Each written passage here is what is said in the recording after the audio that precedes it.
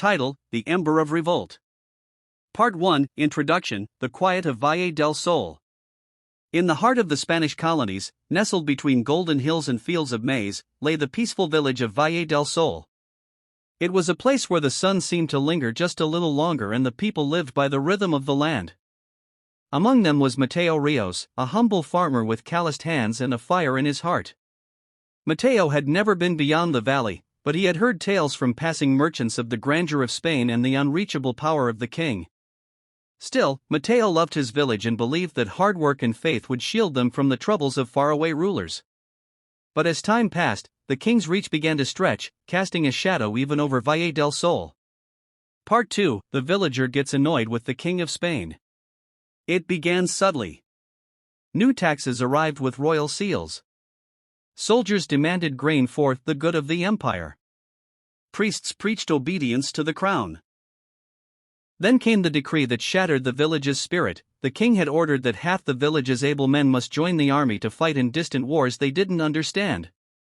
Mateo's younger brother, Diego, was among those taken.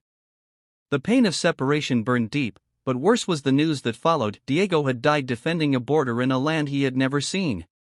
Mateo's sorrow turned to fury. He walked through the village square and saw hunger on the faces of children, fear in the eyes of mothers, and resignation among elders.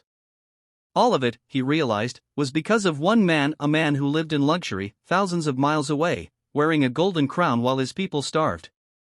"The king does not see us," Mateo said one night to the villagers gathered in the church. "And if he does not care. Then why should we obey him?" Part 3, The villager gets his village to revolt.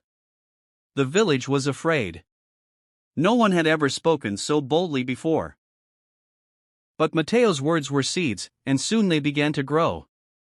They met in secret, in barns and under moonlit trees. Smiths forged spears from farming tools.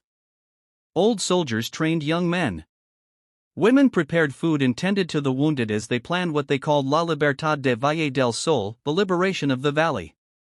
Mateo wrote letters to nearby villages, rallying them to the cause. A few joined. Most refused, terrified of royal retribution. But those who followed him believed in something greater than fear. They believed in dignity. "We do not fight to be kings," Mateo said. "We fight so that no king can steal our sons and our bread."